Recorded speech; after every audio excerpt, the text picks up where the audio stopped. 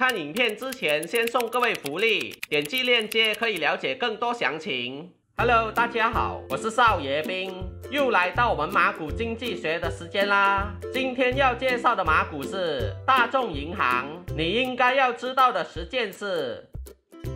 第一点，大众银行 Public Bank Berhad， 简称 Public Bank， 由丹Sri Dato Sri Dr. 郑宏标于1966年创立，是一家总部位于马来西亚的控股公司，致力于为中小型企业提供商业银行和零售商业银行业务。Public Bank 提供这一系列的金融产品和服务，其中包括个人银行业务、商业银行业务、回教银行业务、投资银行业务、股票经纪、受托人服务、代理人服务、单位信托基金的销售和管理，以及银行保险和一般保险产品。Public Bank 拥有广泛的网络，包括293家国内分行和152家海外分行，在马来西亚和跨地区拥有超过19000名员工。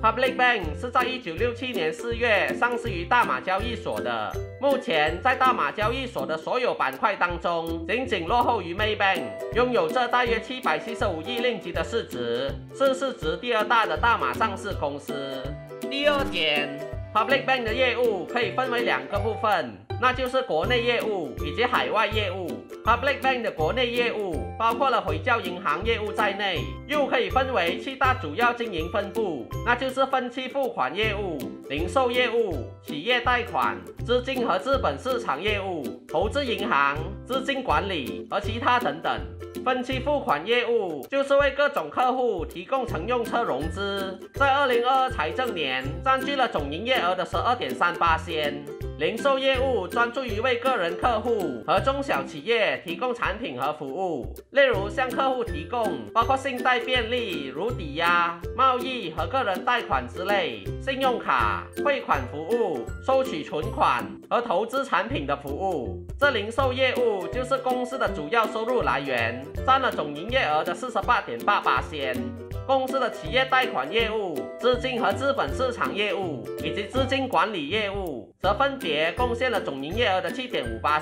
5.1%和7.1%。至于投资银行业务，就是取得最少收入的业务，只有0.8%而已。这业务所提供的服务包括结构性融资、企业咨询服务、并购、股票经纪和债务重组咨询服务。最后就是其他业务，也就是指物业控股等非核心业务，取得了9.4%的营业额。另外还有海外业务的部分，主要在香港特别行政区、中华人民共和国、柬埔寨、越南、老挝和斯里兰卡等国家或地区，占了总营业额的9%。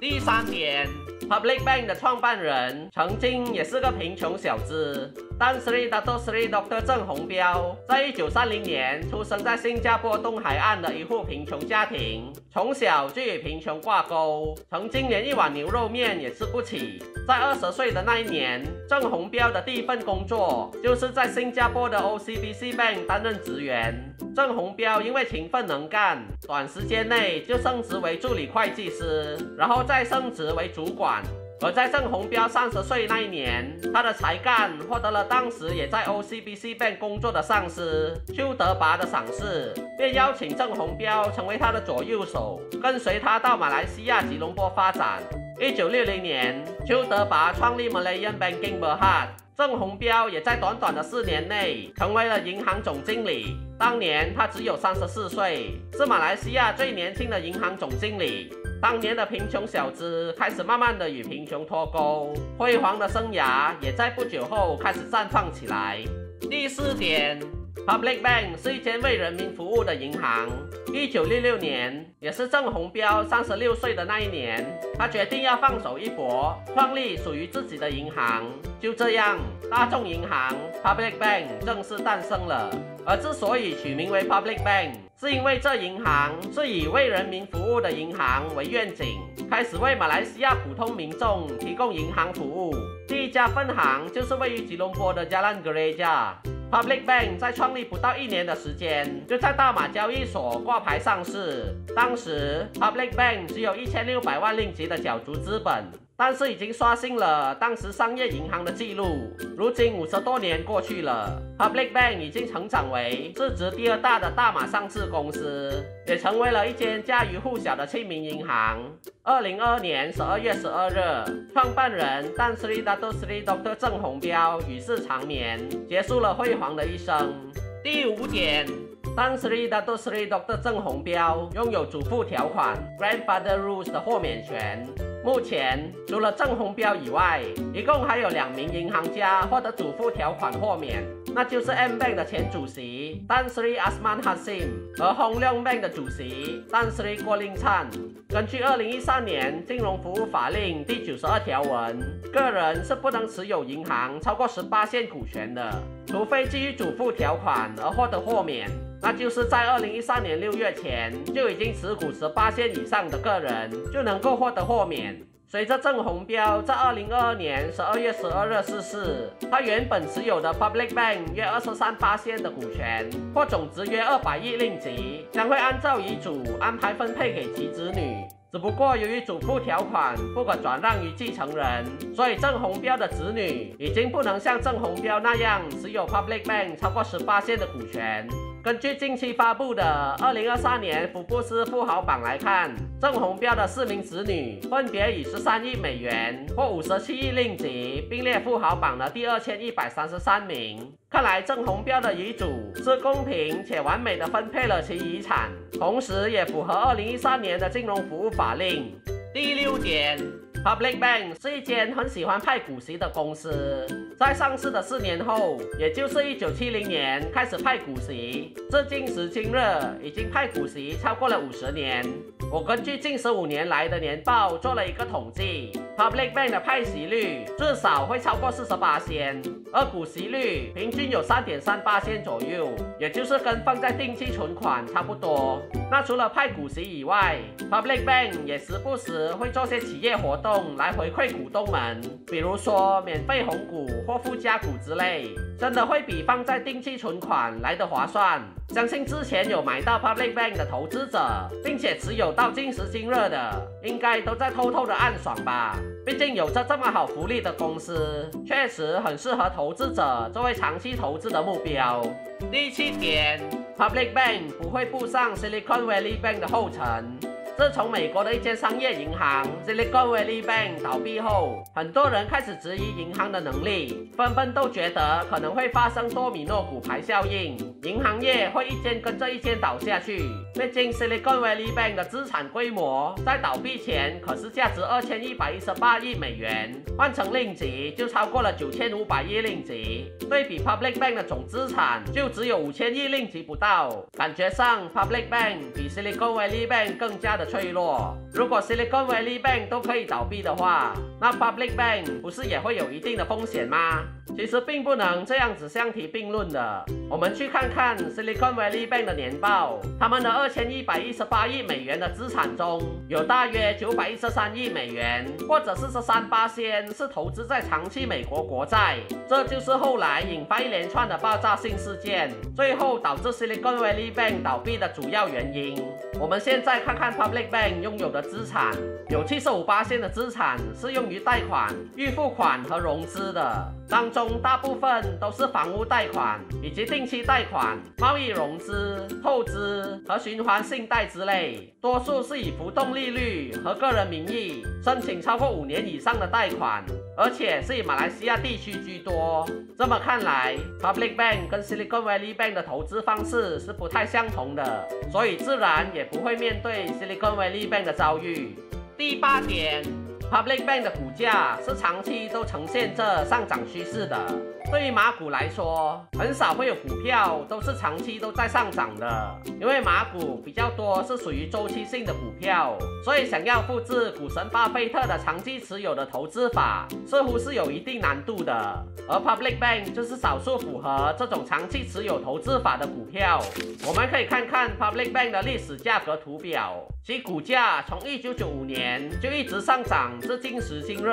涨幅接近30倍这么多，中途确实有几次是有下跌的，比如说97年亚洲金融风暴、2000年互联网泡沫、08年次贷危机、15年中国股灾、20年新冠疫情等等。不过如果以长期来看，上涨的幅度还是非常明显的，所以确实是一间适合长期投资的好公司。不过近期由于美国银行的暴雷事件，很多银行股多多少少都受到了些许影响。Public Bank 的股价也跌到了近1年的新低范围，这或许是危机的前兆，还是说是难得的捡漏机会？各位是怎么看呢？第9点。Public Bank 选择的借贷客户的信用质量是非常不错的。从2022财政年的年报中可以看到 ，Public Bank 用于贷款、预付款和融资的资金一共高达3726亿令吉左右。这庞大的资金当中，其实已经是扣除了预期信用损失的部分，也就是43亿令吉的。所以真正的贷款、预付款和融资的资金其实是高达3769亿令吉左右的。那如果想要了解究竟这3769亿令吉当中的信用质量是怎么样呢？年报中也是有解释的。我们可以翻到金融风险管理的部分，可以看到有大约3336亿令吉，或者88.5% 左右的贷款资金是属于信用良好的评级，意思就是没有任何逾期的迹象。有大约150亿令吉，或4% 的贷款资金是在满意的评级，就是说在30天以内缴付款项的。有大约267亿令吉，或7% 左右的贷款资金处于不合标准的，就是逾期超过30天，但是还未信用受损。最后剩余的16亿令吉，或0.42% 的贷款资金，则是属于信用受损评级的。所以说，在信用良好评级以下的贷款资金是大约431亿令吉，而刚才所说到的预期信用损失大约为43亿令吉，也就是说，只有不到10% 的贷款资金是有预期信用损失的风险。这么看来 ，Public Bank 选择的借贷客户的信用质量确实是非常不错的。第10点。Public Bank 2022财政年第4季度的业绩是有不错的进展的，营业额达到了60亿6291万令吉，跟去年同期相比是进步了差不多25% 的，净盈利则录得了17亿1367万令吉，比去年同期上涨了24% 左右。这季度获得这么不错的业绩，主要是因为净利息收入和回缴银行业务的收入增加了，同时贷款减值准备也减少了的缘故。较高的净利息收入和回缴银行业务收入部分归因于贷款增长和隔夜政策利率 overnight policy rate 上调的积极影响所致，而较低的贷款减值准备则主要是由于过往年度已做出足够的优先购买准备金。公司也在季报中提及到，世界正经历着经济和地缘政治挑战的动荡时期，美元的强势正在带来严峻的挑战。但是马来西亚的银行体系在充足的流动性和健康的资本缓冲的支持下，仍然会保持弹性。公司也强调，在市场不确定性加剧的情况下，公司的信贷风险管理方面将保持审慎，并积极管理资产质量的任何潜在压力，同时保持其良好的企业管制和风险管理惯例。各位观众，你们对 Public Bank 又有什么看法呢？欢迎在影片下方留言。以上就是关于 Public Bank 你应该要知道的10件事。那我们今天就先聊到这里。喜欢我这次的影片，请记得帮我点个喜欢。想要了解我的投资策略和投资组合，也欢迎加入豪门少爷帮成为会员。那我们下期再见啦，大家拜拜。